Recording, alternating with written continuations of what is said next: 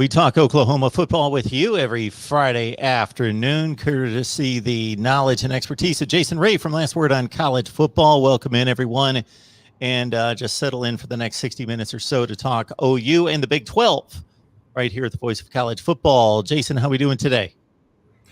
Doing good, Mark. Sometimes it's a little hard to find things to talk about, but there's no shortage of news on the Oklahoma front this week, so excited to get going with you again.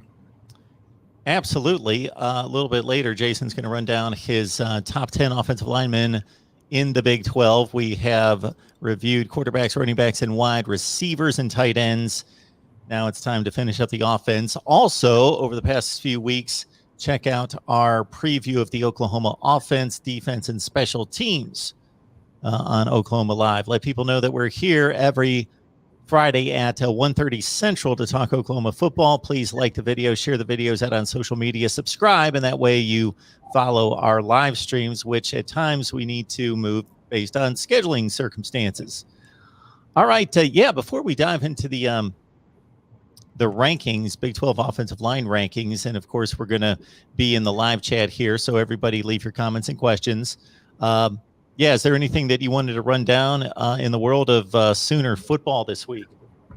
Yeah, so I guess this week there was a little bit of bad news and good news. So I guess as typically, let's start with the bad news. So it was reported earlier this week that Mikey Henderson was he was arrested, or the warrant was out for his arrest, in implications with the issue with Trajan Bridges and Seth McGowan. So, and very quickly thereafter, Lincoln Riley officially dismissed Mikey Henderson for the team. So what does that mean for the 2021 season? I've heard a lot of mixed reaction. I know that we've talked about this kid quite a bit.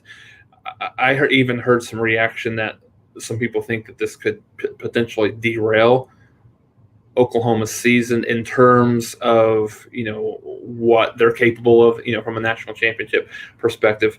I'm not one of those. Yeah, I think it hurts from a depth perspective, specifically if you think about that he might have moved back to the H-back position. But in terms of that, I think he was going to be probably the fourth-string running back, behind Eric Gray, behind Kennedy Brooks, behind Marcus Major. And then he was probably there along with Kevontre Bradford, the transfer from LSU, was probably there. Like I said, the depth, there was a little bit of depth concern on the H-back side, so we could have provided some depth there. So understanding, I think it hurts from a little bit from a depth perspective, but when you think about it, I mean, the kid had about 275, 280 yards of total offense. Yeah, I think he's a good, nice to have player. He can do a lot of things in the backfield, catch the ball out of the backfield. He could line up as a running back, line up as a wide receiver, or even a tight end on the end of the line. But let's not get a little bit too carried away in terms of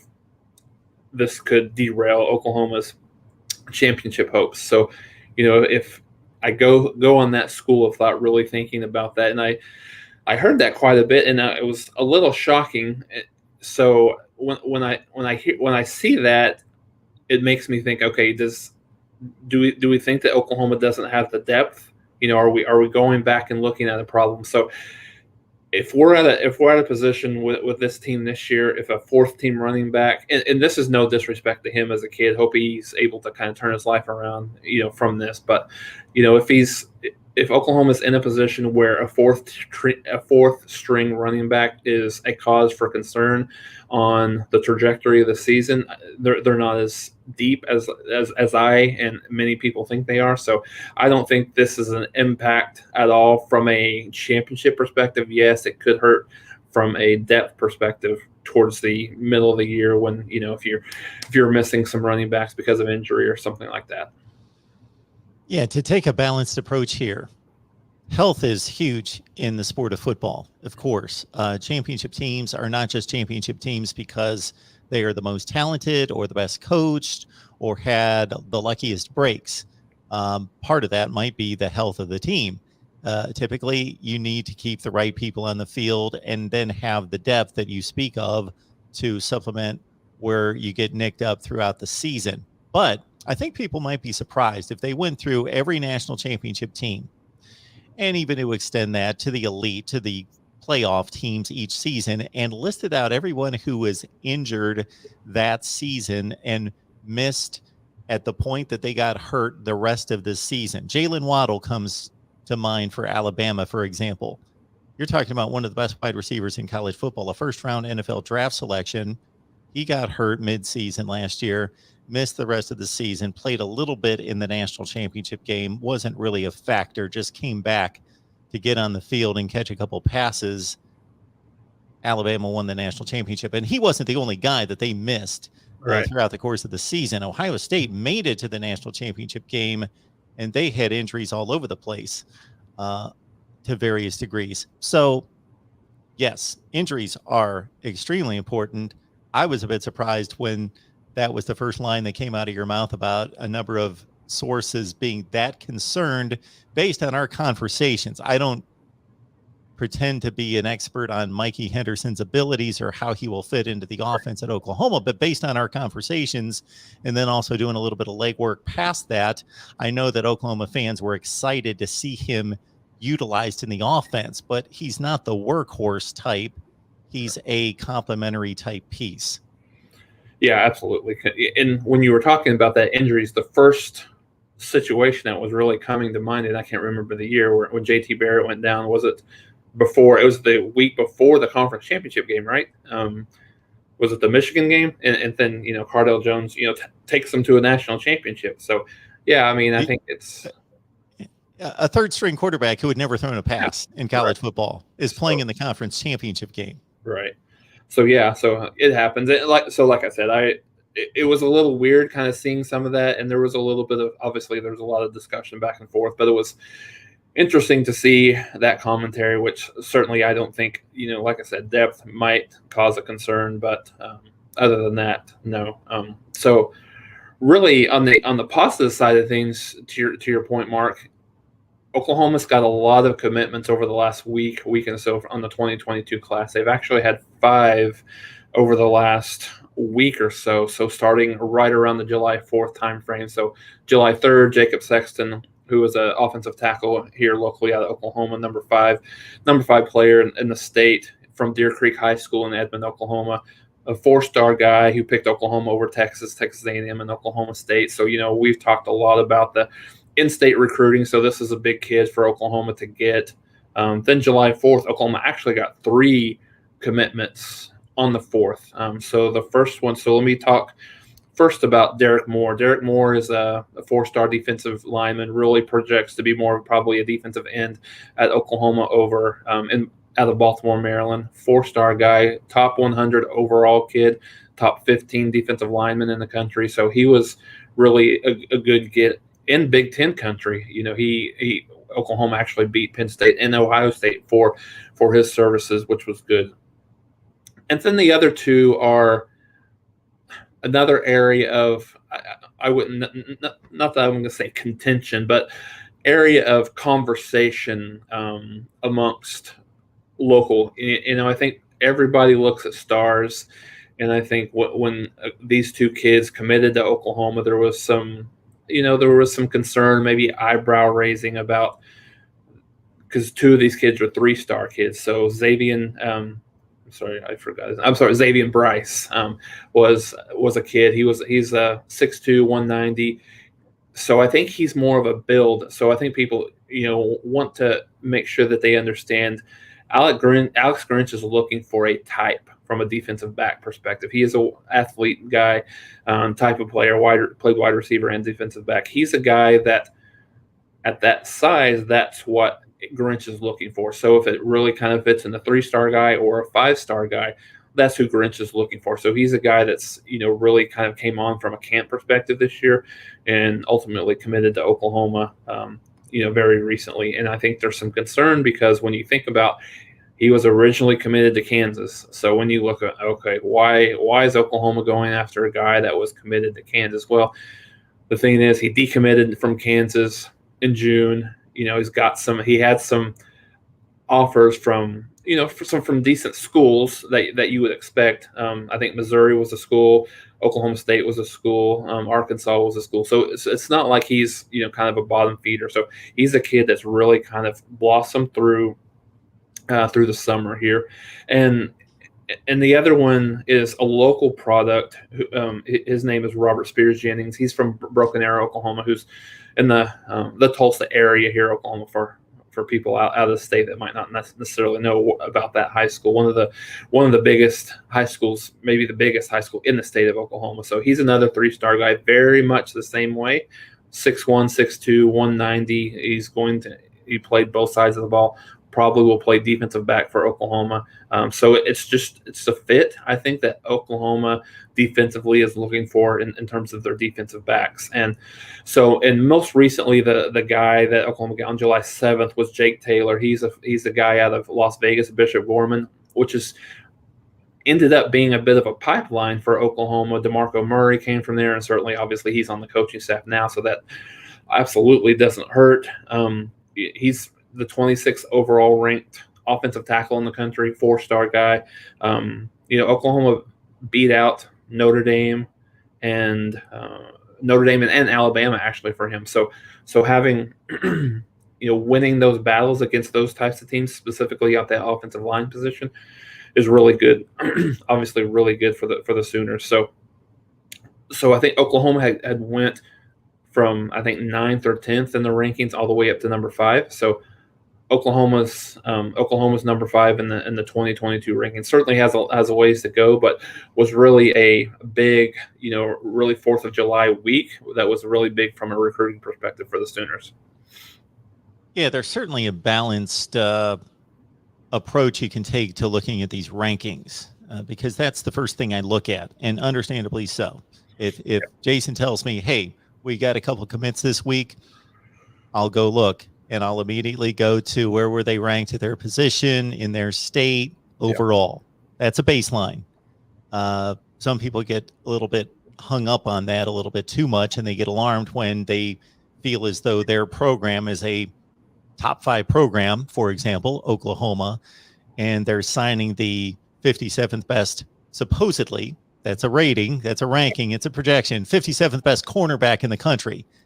And certainly if Oklahoma at the end of this recruiting cycle in December signs the 32nd class in the country, then there's going to be cause for alarm. That's going to mean something. But if they're 3, if they're 7, if they're whatever, within range of that playoff range of the top 4 to 5 in the country, then I think you can trust the coaching staff in Lincoln Riley that they're doing their jobs. And when they go get somebody at the 3-star variety, that it's more about them seeing something in that athlete that maybe some other big time schools don't see, or it's a fit for them that it may not be for some other schools. And again, trust them. And there are more 3-stars. I think unfortunately, we've become so wrapped up in 5 stars and 4 stars that 3 stars are discredited. And that's such a range of players. There's typically about 35 to 45 stars. And then I know that 247 Sports publishes their top 300. You can go to their top 300 list. For ESPN, it's top 300. For Rivals, it's a 250 list. Well, you're still at the 4-star level going off of that list. And beyond that list, there's like 400 to 450, something in that range, 4-star players. So it's a range of about 400 players, from about 40 in the nation to 450, let's say. And then that 3-star range is all over the place. Yeah. You can sign tons of 3-stars that aren't going to see the field, but then you can get some 3-stars that either were a bit evaluated, or more so are just high 3-star players. And I think people would be surprised to go down the elite teams rosters in the nation and see how many 3-stars they have on the roster. The roster is built with a lot of 3-stars filling meaningful roles on the team, if not becoming starters and star players. It's not infrequent. Oh, definitely not. And as you know, some of these summer camps and things like that, some of these kids can shoot up or even shoot down based on those performances or where they go. So it's very subjective. And to your point, there's tons. You've got to have balance. Everybody's not going to get 20 to 25 4-star and 5 stars every year. So those 3 stars could be kids that could blossom. To your point, and while we're just kind of on this track of just talking about other things before we get to the offensive linemen, I think so. The Big 12 Media Days is coming up next week, and I think it was really interesting. Oklahoma, and maybe not. No, it is next week. I think the 14th and the 15th is when it starts. And Oklahoma identified who they were going to, and it was a bit of a shock to really a lot of people that Spencer Rattler was not one of the kids that Lincoln Riley was bringing with him. Jeremiah Hall from the offensive side of the ball, and Nick Benito from the defensive side of the ball. So I think I don't know that it raised a lot of eyebrows, but it was just something that was, kind of interesting and kind of, thought-provoking, just in terms of why wouldn't Oklahoma bring, you would think that you would bring one of your best players, a Heisman Trophy candidate, and I think this is something that's really incredibly on brand for Lincoln Riley to do. I think, when he thinks about that, he probably is thinking he doesn't want to put too much pressure on Rattler, and if he goes there, he's going to get question after question about the Heisman, about the national championship, about he signed recently last week an NIL deal with Kane. So a lot of those things that are maybe sort of distractions, and as Jalen Hurts had kind of brought over the term from Nick Saban, rat poison. So I think a lot of that plays into that. So kind of interesting to see. I think a lot of, in the back of my mind, you just assumed that a kid like Lincoln Riley would come, but Oklahoma has, obviously 2 really great players. Jeremiah Hall is a captain last year, certainly will be one again this year, and Nick Benito, one of the best players on the defensive side of the ball. So certainly it's not anybody out of nowhere, but it was a little surprising to see Spencer not coming. But when you kind of take back and look at it, that Oklahoma, it's typical for what Riley would do in this situation. I'm in a position right now where, doing what I do, I cover conference media days from afar. I try to take them all in at the same time and, again, report on them and cover them from afar. But there was a time when I went to SEC media days for 7 consecutive years. And I paid more attention to who the selections for each team were. As a member of the media, you want the star players, and you want guys that can talk, that aren't just going to give you the tried and true lines of, we're going to take it one day at a time, we're trying to improve. You want the wild card guy that's going to say something off the cuff that's going to create some type of a conversation. I did notice that coaches, being who they are, and I say this in a complimentary fashion, they would typically want to, push back on that to a certain extent and bring the offensive tackle, who's a really good player. They would always bring good players. You don't bring a third string guard, but really good player, but not necessarily anybody that is going to cause a stir, but somebody who has earned it from the program standpoint, who's put in the work, been a productive player, really good talking piece, and representative of the university. And they want to reward those type of individuals. So they want to balance it between, those players that have the star power versus guys that have earned it from a program standpoint. Yeah, no, absolutely. I think I completely agree with you. But I think I think those 2 are good selections. I think very well spoken and certainly great representation of the program in itself. So I agree with you. Before we move on to Jason's selections for the top 10 offensive linemen in the Big 12, there were a couple comments which are apropos based on the Mikey Henderson news, just conjecturing who could fill that role, who could be that kind of player for Oklahoma in his absence. I think they're going to need Covontre Bradford to be ready. I think he's the guy that number one that I would think about. Another guy that's been talked about. We talked about after the spring game. There's always a kid that seems to impress a little bit each year, but really never kind of sees the field. a guy like Jaden Knowles, who's a walk-on, is a kid that played really well. He's actually played pretty well in the last couple of spring games through his career. Played well this year in spot duty. He's a guy. Should Oklahoma get into an injury situation, to your point, Mark, as a guy that might play a little bit more. I think this. We talked about the depth. If he was to move over to H-back, they just don't have a lot. I mean, honestly, they don't have a lot of numbers at that H-back position. I'd mentioned, if they go deep, they've got Braden Willis, they got Austin Stogner, and they got Jeremiah Hall that all can kind of, mix and match based on the formation, could play that role from a tight end H-back perspective. Jackson Sumlin is a kid that's probably going to have to be counted on a little bit more, maybe, to supply some of that depth. Another kid that played really well in the spring. So those are the two kids. Jaden Knowles and Jackson Sumlin would be two of the kids that I think would have a little bit more of an opportunity now that Mikey Henderson is not on the team.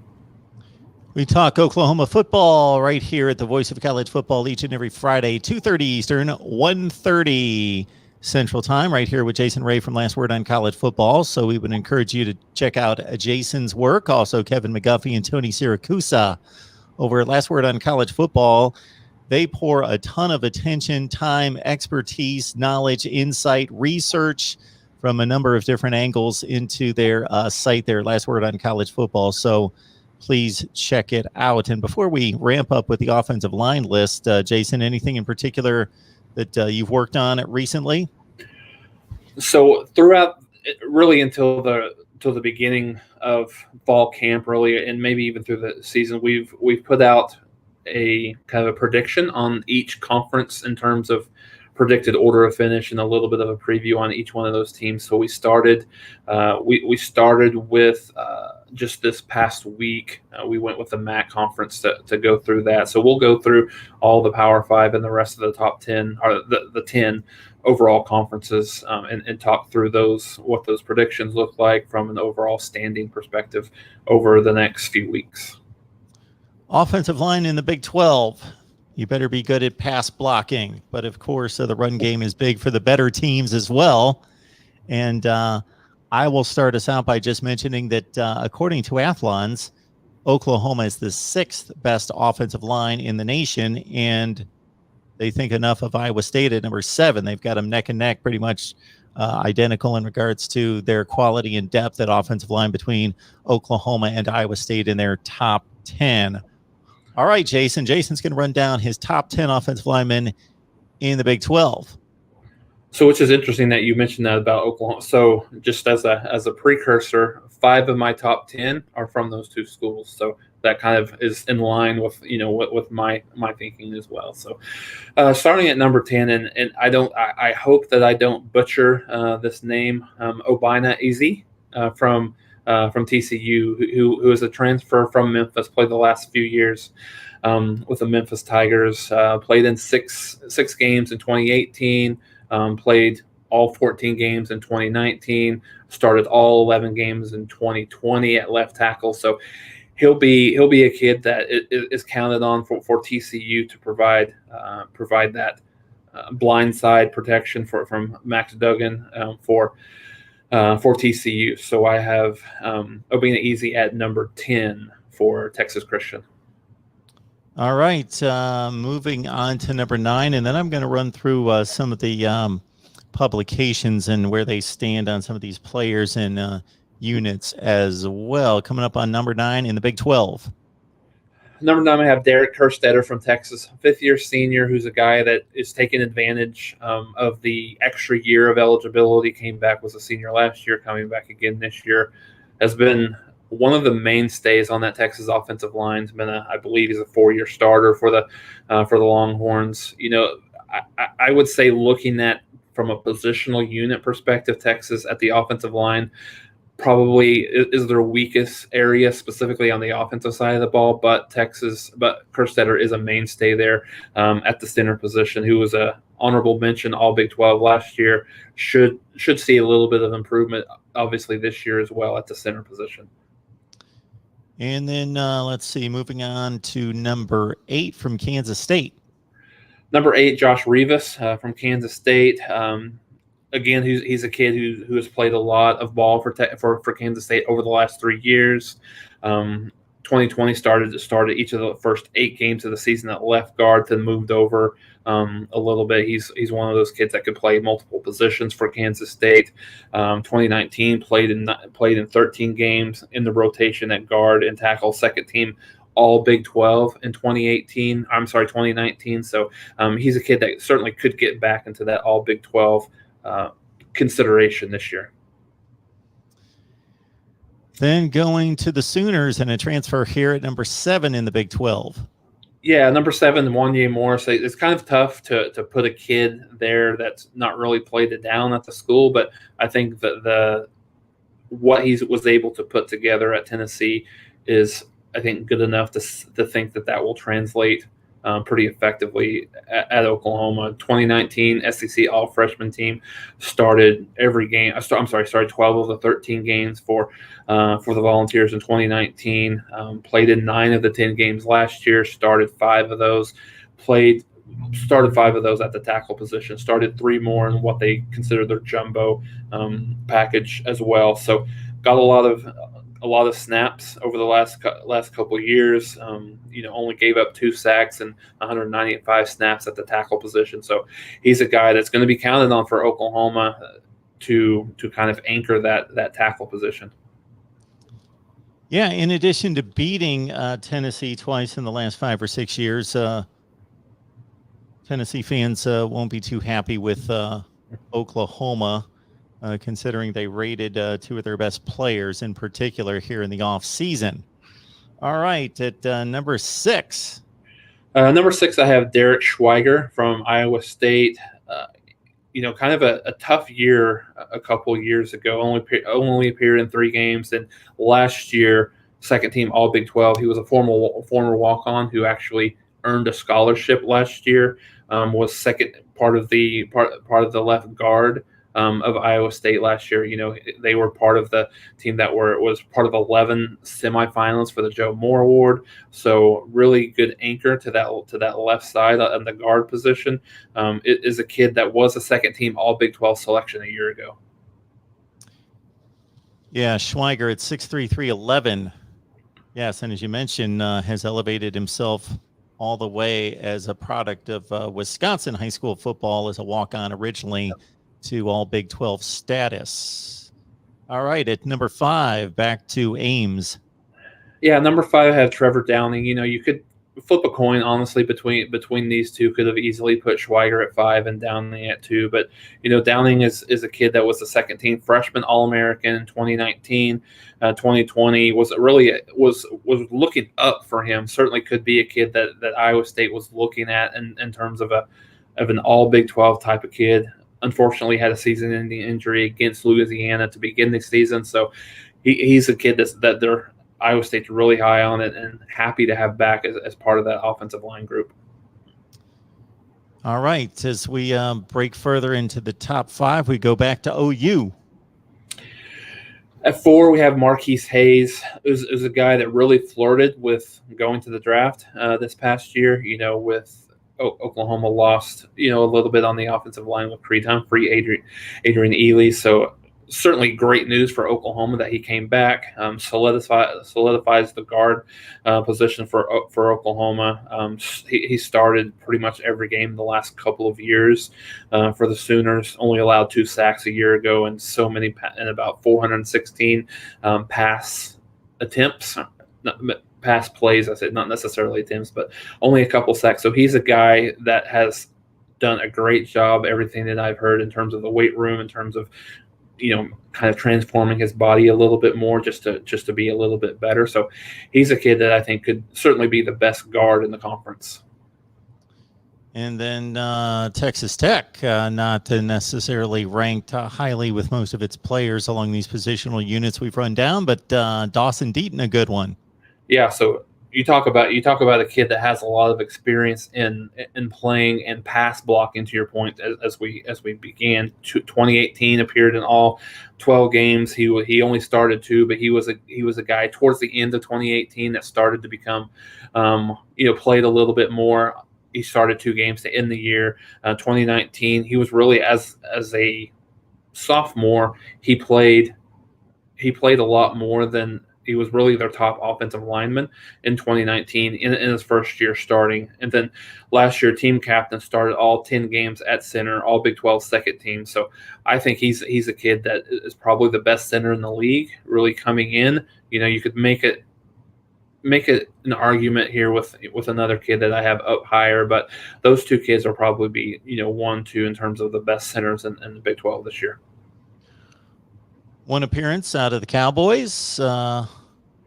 Yeah, number 2, I have Josh Seals from Oklahoma State. Really a little bit like Texas in terms of the offensive line unit was a bit of a weakness for the Cowboys last year. They lose a couple of kids, so a big question mark coming into this season. But Seals is definitely not a question mark. Transferred in last year from West Virginia, started all 12 games for the Cowboys last year. Was named second team All Big 12 a year ago. Played a lot, as I mentioned, at West Virginia previous to that.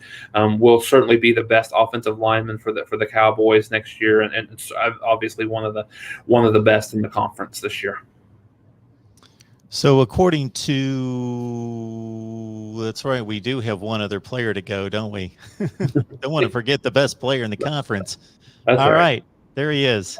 Yeah, so number 1, I have Colin Newell at the center position for Iowa State. He's a 3-year starter for the Cyclones. In 2018, he was a critical part, kind of paving the way for David Montgomery from a rushing perspective, for 1,000 yards, and really was a big part of that offensive line that really kind of changed the conversation about Iowa State, especially on the offensive side of the ball. Last year was first team All Big 12 at the center position as well. He was a Remington Award finalist last year, led Iowa State to the second best offensive performance that they've had in terms of overall productivity in school history. So I think with him it was pretty clear. There was maybe some questions about him and Josh Seals in terms of the number 1 guy, but I've got him as my number 1 offensive lineman in 2021. Okay, there you have it. Jason Ray's top 10 offensive linemen in the Big 12. And again, we have run through the entire offense, quarterbacks, running backs, and wide receivers. And looking at Athlon's selections, they went 3 deep All-Americas. And Newell is the only player that they've got from the Big 12 along the offensive line on any one of the 3 at second team center. Now, if you look at the all Big 12 team, according to Athlon's, they have Newell at center, of course, Sills, Downing, Hayes, and Deaton along the offensive front on the first team. Their second team consists of Noah Johnson of Kansas State at center, Schweiger, Kerstetter, Connor Galvin of Baylor, and Morris from Oklahoma along the offensive front on the second team. And Athlon's third team, you've got Zach Frazier of West Virginia at center, Easy from TCU along the offensive front, Revis, Kansas State, and Jason's top 10, Doug Nestor of West Virginia, and Hunter Woodward from Oklahoma State. So just another reason why it's pretty solidified that Oklahoma and Iowa State are the 2 best teams in the conference, not just at the skill position players that everybody likes to talk about, but along the offensive front as well. Now, in terms of player ratings, I'm looking at Lindy's, and they've got Colin Newell listed as the 3rd best center in the country. They've got Marquise Hayes listed as the 3rd best guard in the country. And Lindy's also had, I thought there was another Big 12 player. So again, it's a Newell 3rd center and Hayes, the 3rd best guard in the country. And in terms of unit rankings, Athlon's just really rates Oklahoma across the board as the best team in the conference, and Iowa State right behind them. There should be no surprise there. Oklahoma at number 1 along the offensive line, Iowa State 2. Then they've got Texas 3, and probably if they had any kind of a ranking or rating along with the ranking, you would see a considerable drop there with Oklahoma State at 4, West Virginia 5, Texas Tech at 6, TCU 7, TCU's worst unit ranking across the board at the offensive line spot. Kansas State at 8, Baylor 9, and with a dubious distinction, according to Athlons, I'm sure other people have it different. Well, really, nobody has it different, I'm sure. I'm just kidding. Kansas with the worst unit in the Big 12 in every category. So I think so I haven't picked up Athlons, but I know Phil on Phil Steele's, he has Kansas ranked number 10 in every single positional unit in the Big 12 as at last place. So I didn't know if I'm sure Lindy's and Athlons are the same. Athlon is the same, but yeah, they've got a ways to go. Yeah, I haven't really dove into my Lindy's yet, so I was having problems finding certain things, and they've got, of course, every magazine set up differently, and my Phil Steele edition is on its way, and I'll let everybody know while we're on the subject of Phil Steele. We'll have him on next Thursday, so that should be a nice segment with Phil Steele. He's been on 3 or 4 times here in the last few years. All right, good stuff. Let's go to the comments section here and see if anybody's got any comments here. A number of people earlier were excited about, I don't think there's any real news here because he's been committed for quite some time, but Raleek Brown, one of the best running backs in the country, of course, committed to Oklahoma quite a while ago as the 4th rated running back in the country. And just some comments in the chat about him. All right. Yeah, Jason, go ahead. I was just going to say, yeah, he's a kid that Oklahoma, he's more of a running back / wide receiver. So I think himself, he's really interested in playing the wide receiver position. Certainly have him as he's rated as a running back. But, I think the one thing, him being from kind of out west, so a guy that, yes, he is committed, but Oklahoma fans need to kind of cross their fingers and hope for the best. He has a small baby, his family, USC is recruiting him hard, so it's going to be, thinking about that, having a small child at home. It'd be hard to travel, halfway around the United States just to play football. So, I mean, I think this is one of those things that Oklahoma people should probably just think about, and it's certainly not going to be a done deal until he signs that dotted line. Yeah, and it's not a situation where he's an NFL player, where there are NFL players that play in Kansas City, but they're from California and they're mobile and they've got tons of resources and they can go all over the place and do whatever they want. He's going to be attending school. And so, yeah, that's a difficult proposition right there. Caleb Hall asking about Mike Woods and considering the wide receiver spot at Oklahoma, whether you see him starting. I do think Mike Woods starts, and I know that's a little bit of a tough proposition for him coming in, being a brand new kid to the block, so to speak. But yeah, I think him, his talent, what he's done in the past, just in terms of his production at Arkansas over the last couple of years, playing in the best conference in the country, playing with a quarterback group that's not strong on the offensive side of the ball, and I think he's going to come here and see that certainly he's got the weapons to make himself better. It'll be a battle. I think it'll be between him and Theo Weiss for that wide receiver position. Outside, don't really see him playing inside a whole lot, but I think it'll be a nice 1-2 punch with him and Theo Weiss. But I do see him getting the start. Lewis, thank you so much for reminding everyone to hit that like button. You don't hit the like button to make Jason and I feel good.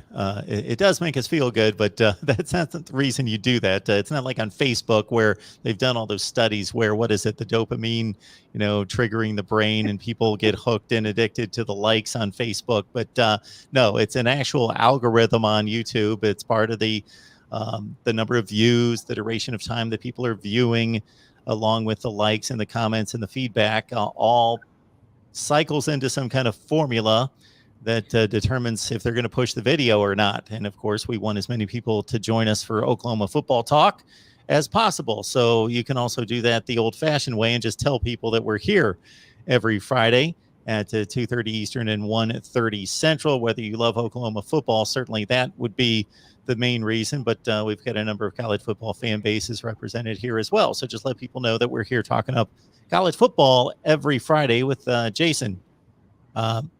Jason Carvin Jackson here has not been the first person who's been a bit disgruntled about Bray Walker not receiving a starting assignment.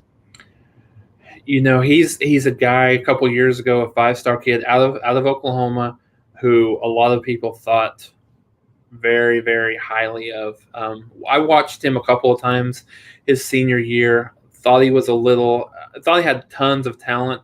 Was a little stiff from a footwork perspective. He was a little bit slow. Thought that, you know, certainly he would get that under control at Oklahoma. Has played some, but certainly has not been good enough to get that starting spot. You know, and he's played guard, he's played tackle for Oklahoma. You know, the guard position's a little bit full. You know, when you think of Marquise Hayes, when you think of Tyrese Robinson, when you think of just some of the depth that Oklahoma will have at that position. Certainly he'll be in the mix to get some time, but I would be, you know, unless he just had an incredible summer, he's just a kid that hasn't really got it yet and kind of figured out what he needs to do to get on the field. Maybe his footwork's still a little bit slow. Maybe, you know, maybe the stiffness is still there in terms of his, you know, kind of movement and what Bill Bedenbaugh is asking him to do. But yeah, he's a kid that a lot of people thought, including myself, that would still, you know, would have been played and would have been a bigger factor by now, but just not been able to make it out of the reserve spot and get a starting spot at this point. All right. Scanning the channel for additional comments and questions to see if there are any topics out there that people want to talk about. Number of comments coming in about Perrion Winfrey playing lights out at the end of last year, particularly against Iowa State in the Big 12 championship game.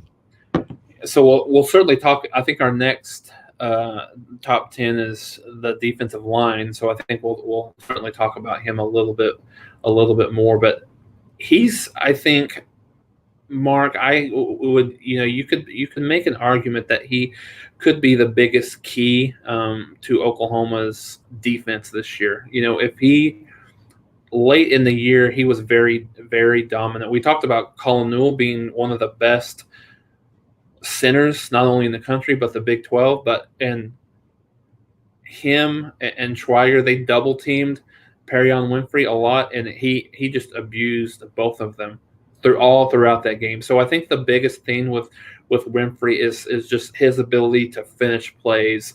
You know, he would get to the position where he would get some of the guys in the backfield, whether it be a quarterback or whether it be running, and he would let them get away. So just taking that progression and, you know, honestly, you know, making those plays. If he can be a kid that is constantly garnering double teams all throughout the season, I think it's going to free up some of the kids on the defensive side.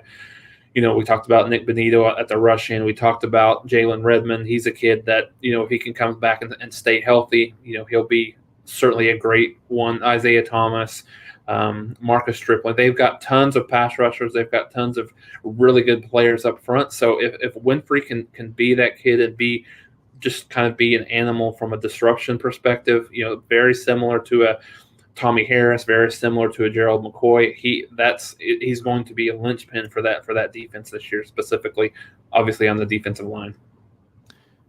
Brandon here is looking for a big year out of Jalen Redmond, who redshirted in 2018, got on the field for 2 games, and then had a big season rather in 2019, even though he only played 10 of the 14 games played, 11 tackles for loss and 6.5 sacks. And then did he opt out in 2020? Yeah, he was an opt-out last year. He's had some blood clot issues in his career at Oklahoma from an injury perspective. Seems to be pretty healthy now. Remains to be seen. He'll be a guy that'll play. I would expect if he can stay healthy for the Sooners this year, he'll be a kid that will play quite a bit. You know, may start. You know, I think he'll battle, you know, maybe LaRon Stokes for a starting spot on the, you know, interior of the defensive line. But Yeah, he was the guy in 2019. Mark was really kind of coming into his own play, as you mentioned. Played 10 out of 14 games, 6.5 sacks. Was really dominant against Texas in the Red River Shootout. Really had his coming out party, I think, in that game. So if he can stay healthy, if he can be strong, Oklahoma. We mentioned this last week. Oklahoma has a lot of guys on the defensive line, so. I was watching a little bit of a podcast earlier today that was honestly talking a little bit about Oklahoma and what a tier 1 team versus a tier 2 team looks like, and the guy that was talking, Oklahoma's not quite, from his perspective, just because of the national championship and or the playoff wins, not quite at a tier 1 team, but they're a team now that is going to start being judged as a tier 1 team, meaning Oklahoma has a lot of hype, obviously, coming into the year, and then a big part of that comes with the defense, and Oklahoma has that defense, and having Redmond and having all of those guys, play up to their potential and play, really the way they played either last year or the 2019 season, specifically will be big for the Sooners.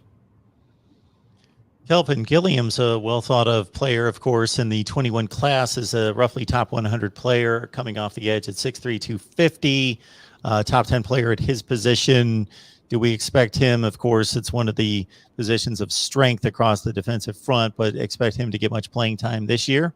I think if this was 3 years ago, absolutely. In terms of, it's a little bit of an interesting story because of COVID. He played his senior year in high school in the spring. So, he's obviously a late arrival for Oklahoma, Gatorade Player of the Year for last year, I believe, and this year, I guess I should say, in the senior year. So I think he's a kid that I think it's going to be tough for him unless he comes in.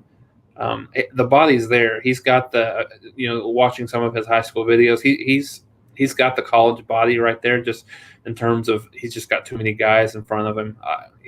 Unless he just comes in and plays extremely well in the fall camp, then I'm not sure that he'll see the field a whole lot. I see the question here, and there another good one on Marcus Hicks. He's another guy that's going to be in the rotation. I mentioned, a couple of times, especially on the defensive line and the linebacker, they're very comfortable going 3 and 4 deep and not feeling like they're going to miss a beat. So Marcus Hicks will play inside a little bit. I think he's a guy that unfortunately was injured all of last year, so did not get to play last year. High school wrestler, one of the best wrestlers in his weight class in the state. So I think he's a guy that could see the field in a rotational perspective. So, but yeah, I think Oklahoma, listening to a lot of the, kind of the experts inside the program, they feel like they can go at any point in the game, whether it's Texas, whether it's whoever, Nebraska, whoever they're playing, Oklahoma State, they feel very comfortable in going 3 and 4 deep, and certainly not missing that much of a beat. Yeah, and Hicks is a player that came in as a top 3 to 350 player overall, number 21 rated weak side defensive end out of Kansas in the 2019 class. Yeah, so and we talk about, and I hate to kind of beat a broken record or beat a dead horse, so to speak, but I think that the thing that's changing so much about Oklahoma to let this be more of an interesting topic is the recruiting battles that they're in on the defensive side of the ball. They've got they had the top overall defensive player in the 2023 class visit the barbecue, and he is extremely high on Oklahoma. Since when have you ever seen in the last 5 to 10 years a number 1 player in the country that's really, really pro Oklahoma? So I think that's the change, obviously, that we're seeing from a recruiting perspective. And there's 2 parts of it. of it, Mark, when you get the kids on campus, and then you got to develop them, which Oklahoma under Grinch has been able to do that so far. They've and he's got his kids in right now, so I think he's got the at least as close to it as he's been since he's been here. So having his kids on campus, having developing the kids that were already there, it's certainly a big year for them, because we know that Oklahoma's offense is going to be good enough to win the national title. Can the defense get there? They were really close. I think they were, should they have made the playoff last year, would have been interesting to see, how close they were. But yeah, if this team is not, I would say, a top 20, 25 defense this year, I would be surprised. Yeah, and of course the battle's not won yet, but it's pretty masterful to witness what Lincoln Riley and Alex Grinch and the entire defensive coaching staff is accomplishing from a recruiting perspective, because I mentioned this a couple of weeks ago that as I talk recruiting with yourself and then across the nation, and specifically with a lot of SEC media people, and look at Oklahoma time after time after time after time, as I go through the top, let's say 20 or 30 players, and especially defensive players in the nation coming out of the South, and seeing that a majority of them have Oklahoma on their short list, that you would not have seen players in Georgia and Florida with Oklahoma on a short list of 3 or 4, 5 years ago, 10 years ago. Of course, they're always going to be able to get a certain level of talent, even on the defensive side, but to consider that there has to be a level of negative recruiting out there from the opposition to say, hey, play in the SEC. Sure, you're going to play some decent football at Oklahoma, but if you want to go, all they have to do is roll out the numbers and say, we produce this many NFL draft selections on the defensive side of the ball. We have this many this many of that. Ohio State, et cetera, can make those statements. Well, Oklahoma is trying to buck a trend of the last, what would you say, 10 or 15 years in the Big 12, and especially at OU? Yeah, no, I think that's fair. I think the last 10, 15 years, specifically the last 10 years, without a doubt, that's the case. And you know what? Winning heals all wounds, right? So if Oklahoma's doing this still without winning a playoff game, and they're, what does that look like if they win a playoff game or even win a national championship? Because I think it's one thing to see regionally. A lot of people, some people even obviously picking Oklahoma to get to the playoffs, but I've seen a lot more people ranking Oklahoma number 1 preseason. I've seen a lot of people picking Oklahoma to win the national championship nationally, at some of the major media sites that you wouldn't have seen before. So I think Oklahoma, if they're able to win a playoff game or a national championship, that even accentuates that a little bit more than what they've been able to do now. I got to tell you, I'm going to be in a quandary about what to do with Oklahoma myself, because I'm going to make my predictions at some point, and I take a level of pride in not just being accurate, not just being accurate, but also part of prediction, if you really want to be decent at it or show yourself to be decent, is to be able to get ahead of the curve, to be able to project something or see something happening before it actually happens. For the people that pick Alabama to win the national championship game, and they do, well, that's all you can do is pick the national championship game winner. But you've done something that 80% of the country did. Right. But if you can get out ahead of the curve and say, I saw this, I saw where Oklahoma was going to be able to take this additional step. Yeah, I think it's really interesting, Mark. Over the last couple of weeks, I've done, and maybe we can get into this at some point, is really went through top to bottom, number 130 to number 1, and really kind of started putting those teams in some slots and ranking those. But as you look at the top 5, I think it's so interesting, because you can make a very solid case for any one of those teams to win the national championship, and I don't think you would be crazy at all. Each one of them have holes, obviously, in their resume, but you take Clemson, you take Georgia, you take Alabama, you take Oklahoma, you take Ohio State, any of those teams, you can make a very, very solid case for one of those to win a national championship. And it's almost when you rank them, it's almost a 1A, 1B, 1C, 1D, 1E. Me personally, and this may make some local people mad, I think Georgia, you had mentioned to this, I think Georgia is the most talented team in the country overall, especially with getting Eric Gilbert, especially with getting the Kendrick kid from Clemson. I think their one weakness that I thought was the back end. Having Kendrick there helps solidifies that back end a little bit. And they got Tyke Smith from West Virginia. Oh, yep, that's right. So those two kids. So that really certainly helps them from a back end perspective. I mean, the one concern that maybe I would have with them is, JT Daniels is a little bit injury prone. What do they do if he is out, because Stetson Bennett's not going to be able to get the job done there. So I mean that's the one maybe concern that I would have, from Georgia's perspective. When you look at Clemson, I think Clemson, if for any other year, I think they may take a little bit of a step backwards this year. The offensive line was exposed last year in the playoffs. The secondary was exposed a little bit in the playoffs, and if DJ gets hurt, they don't, with their backup quarterback, going down in the spring game, they don't have a lot behind him. When you look at Alabama, I mean, they're going to be talented, obviously, world-class talented from a college football perspective, but so many kids that they have to break in on the offensive side of the ball. Defense is going to be their strength. They're going to be great on the defensive side of the ball.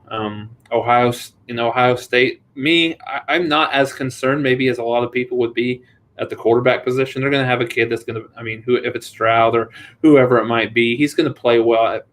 And you obviously have them pegged much, much closer than I do. Maybe the linebacker core maybe is a little bit of a concern, maybe the secondary a little bit, but I would.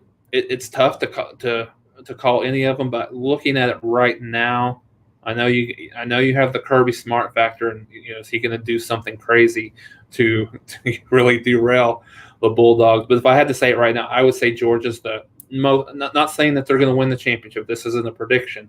I just think they're the most talented team on both sides of the ball. As soon as last season's national championship game was over, within the next couple of weeks, I released my way too early top 25. Mm-hmm. And I didn't look at schedules. I made this very clear to everyone, even though I got a ton of calls and people saying, well, don't you know that they got to play so-and-so?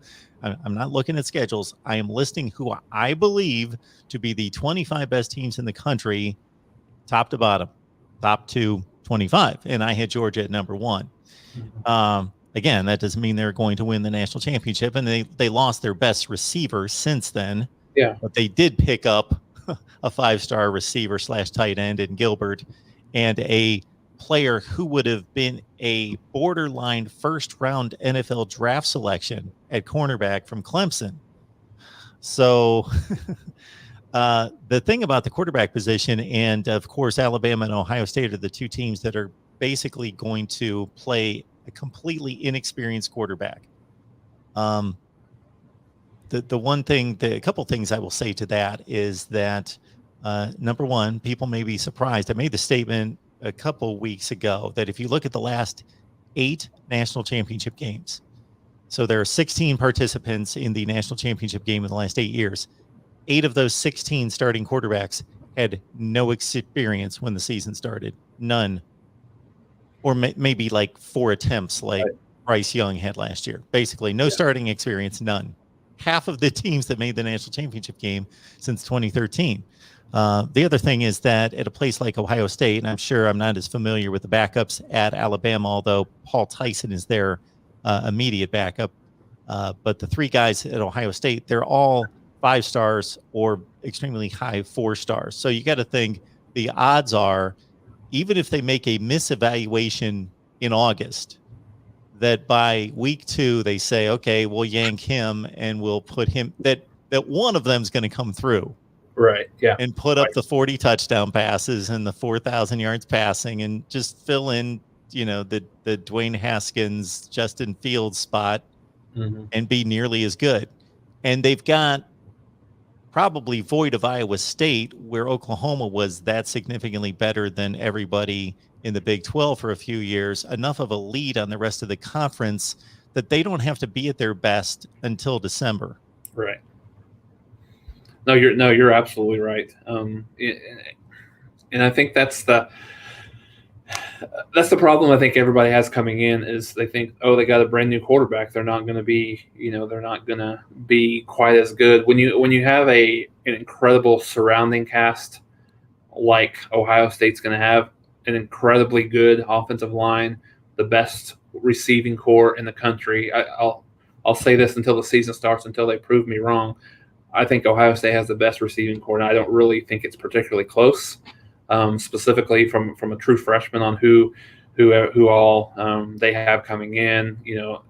They just have tons and tons of talent. So one of the things that I kind of think about when I was ranking a lot of my teams is I look at quarterback play, offensive line, and defensive line. Those are my three highest weighted really categories when I think about it, because if you have a really strong offensive line, it makes a average quarterback good, a good quarterback great. Same thing with the running backs. If you have a great offensive line, those running backs look much better than maybe they would already. And Ohio State is really good on both sides of the line, offense and defense. Yeah, maybe they have some question marks in the linebacker area and the secondary, but that defensive line will help things along a little bit. And to your point about the schedule in the Big Ten in terms of, exactly who they play, yeah, you're right. They don't have to be good until December. I think Penn State's going to be a lot better than maybe people think this year. I think they're going to have a big bounce back year, but they get that game in Columbus this year, I believe. And you always have Michigan out there. Not sure what that's going to look like. From specifically a quarterback perspective, there McNamara is probably the guy, but it should be interesting to see. Yeah, the conference isn't as strong. You've got probably Iowa or Wisconsin to worry about in December, but yeah, that's when they need to be at their best. Our guy 904 Hurricane, of course, a Miami fan, follows us on all these live streams, and we appreciate him stopping by. Just reminding everyone that we got 70-some people on the line. Let's see, we're at about 85 on the line. So we appreciate that the numbers are growing each week, and would ask everyone to, hey, grab 3 or 4 people that that love OU football just as much as you do, or college football in general, and let them know that we're here live every Friday.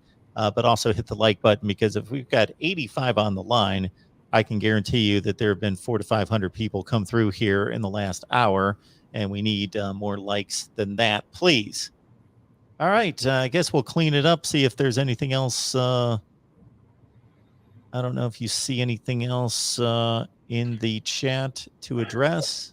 Yeah, while you're looking, I'll see one that you passed by, and there was a question, and we've seen this question a little bit through the summer and the spring.